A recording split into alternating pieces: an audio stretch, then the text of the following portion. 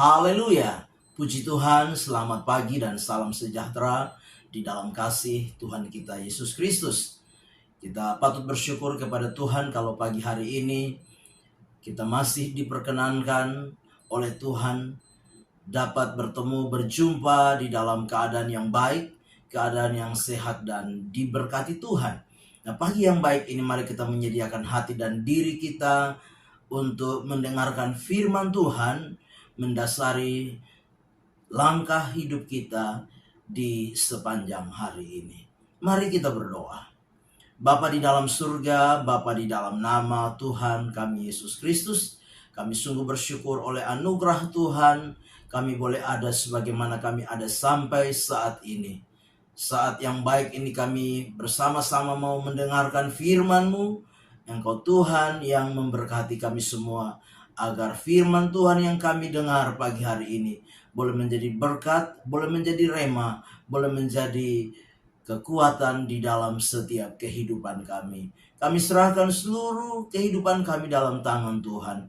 Kami mau mendengarkan firman-Mu.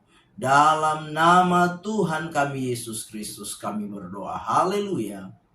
Amin. Puji Tuhan, Bapak Ibu Jemaat yang kekasih, pagi hari ini satu tema firman Tuhan yang ingin saya sampaikan kepada kita sekalian, yaitu memaknai sifat Allah dalam menghadapi persoalan. Sekali lagi, memaknai sifat Allah dalam menghadapi persoalan.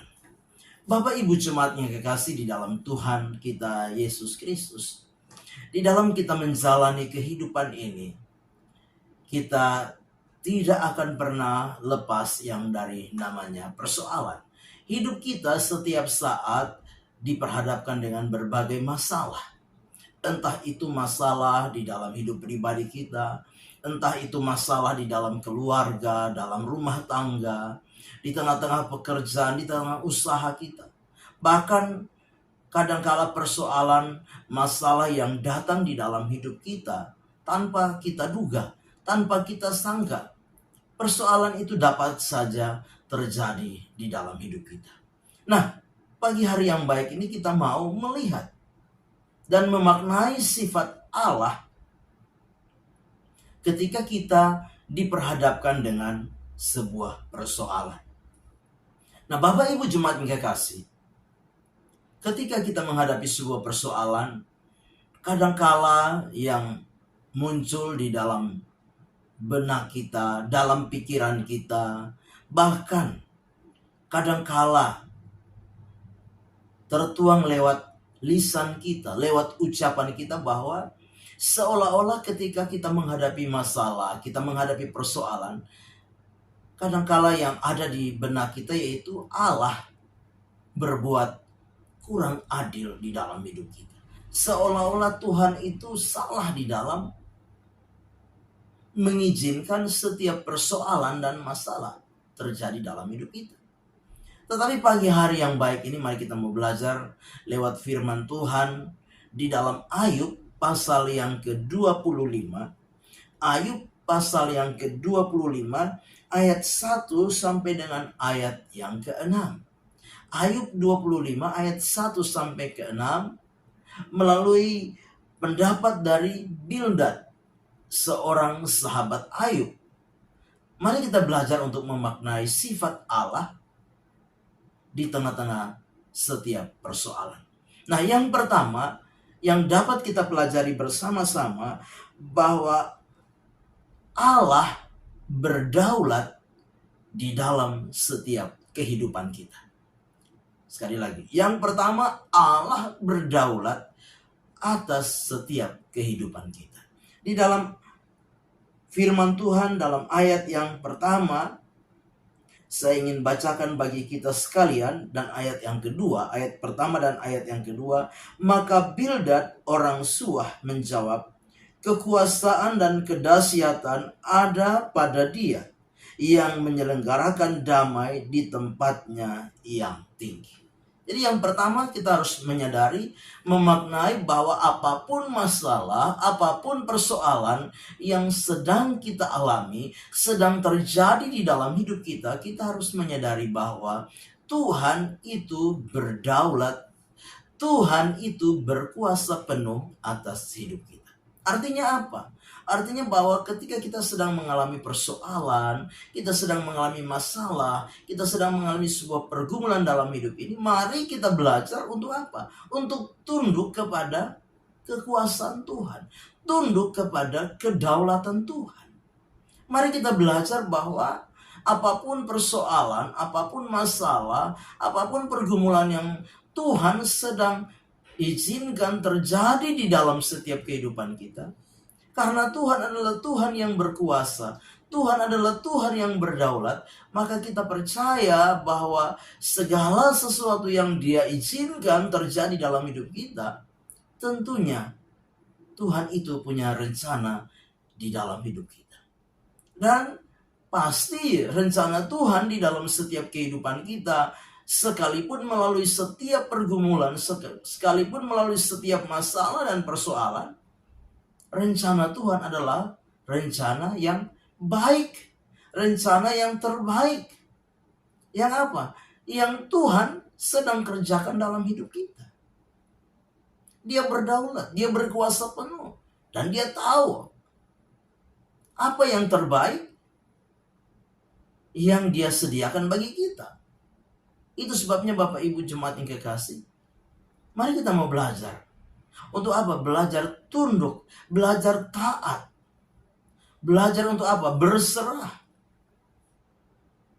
kepada kedaulatan, kepada kekuasaan Tuhan di dalam setiap kehidupan kita, ketika kita sekalipun ada di dalam persoalan, ada di dalam masalah, ada di dalam pergumulan kehidupan ini. Yang kedua, kita dapat memaknai sifat Allah di tengah-tengah persoalan hidup kita, yaitu yang kedua, Allah adalah Allah yang Maha Tahu. Yang kedua, Allah adalah Allah yang Maha Tahu. Digambarkan di dalam ayat yang ketiga. Saya ingin membaca untuk kita bersama-sama melihat bagian ini. Ayat yang ketiga demikian. Dapatkah dihitung pasukannya, dan siapakah yang tidak disinari terangnya? Ayat yang ketiga. Dapatkah dihitung pasukannya, dan siapakah yang tidak disinari terangnya? Ini bicara tentang Allah adalah Allah yang Maha Tahu. Tidak ada yang tersembunyi di hadapan Allah. Jadi di tengah-tengah persoalan, di tengah-tengah masalah, di tengah-tengah pergumulan yang sedang kita hadapi, ingat bahwa Tuhan adalah Tuhan yang Maha Tahu. Tidak ada yang tersembunyi di hadapan Tuhan. Di tengah-tengah kita menjalani masalah, pergumulan, dan persoalan dalam hidup kita, kadangkala mungkin Tuhan sedang izinkan hal itu terjadi dalam hidup kita untuk apa? Untuk membawa hidup kita lebih baik lagi. Hidup kita lebih bermakna lagi. Karena Tuhan yang lebih tahu keberadaan kita. Tuhan yang lebih tahu pribadi kita, hati kita, hidup kita. Seperti terang yang menyinari. Dan tidak ada satupun yang tidak terlihat oleh Tuhan. Nah, Bapak Ibu jemaat yang kekasih, sebagai orang-orang percaya, mari kita mau belajar bahwa tujuan Tuhan mengizinkan masalah, persoalan, dan pergumulan dalam hidup kita, tentunya supaya apa? Kita mulai mengoreksi diri, melihat kembali kepada diri kita masing-masing. Mungkin ada hal-hal yang kurang berkenan, mungkin ada hal-hal yang kurang pas, mungkin ada hal-hal yang kurang sesuai dengan kehendak Tuhan. Mari kita mau belajar menyadari. Bahkan kalau kita sadar bahwa kita penuh dengan kelemahan, keterbatasan, bahkan mungkin ada hal-hal yang tidak benar kita kerjakan, lakukan dalam hidup kita. Mari kita belajar mengakui setiap keberadaan kita di hadapan hadirat Tuhan. Memohon Tuhan mengampuni kita. Karena kita percaya Tuhan kita adalah Tuhan yang Maha Tahu. Dan tidak ada satupun yang tersembunyi di hadapan Tuhan. Yang ketiga, kita memaknai sifat Allah di tengah-tengah persoalan, di tengah-tengah masalah dan pergumulan hidup. Yang ketiga, yaitu menyadari bahwa Tuhan adalah Tuhan yang benar di dalam segala keadaan. Sekali lagi, kita menyadari bahwa Tuhan adalah Tuhan yang benar di dalam segala keadaan. Di dalam ayat yang ke-6 saya ingin bacakan bagi kita sekalian, ayat yang ke-6. Lebih-lebih lagi manusia yang adalah berenga, anak manusia yang adalah ulat. Bapak Ibu jemaat yang kekasih, mari kita mau menyadari bahwa apapun keadaan kita, apapun kondisi kita, masalah dan pergumulan yang kita hadapi, ingat bahwa Tuhan itu adalah Tuhan yang benar. Dia selalu melakukan yang benar di dalam hidup kita. Tidak ada satupun yang salah yang Tuhan izinkan atau Tuhan kerjakan dalam hidup kita. Kita harus menyadari itu. Tuhan tidak pernah salah, bahkan tidak akan salah bekerja dan berkarya dalam hidup kita, sekalipun lewat masalah, sekalipun lewat persoalan, sekalipun lewat pergumulan. Ayub pernah memprotes Tuhan. Tetapi apa? Tuhan meminta kepada Ayub supaya apa? Dia bersikap sebagai seorang laki-laki. Untuk apa? Untuk memberikan pertanggungjawaban kepada Tuhan. Karena apa? Tuhan lebih tahu. Tuhan adalah benar dalam segala keadaan. Dalam segala situasi, Tuhan itu tetap benar. Itu sebabnya kita sebagai orang-orang percaya, jangan pernah mempersalahkan Tuhan. Jangan pernah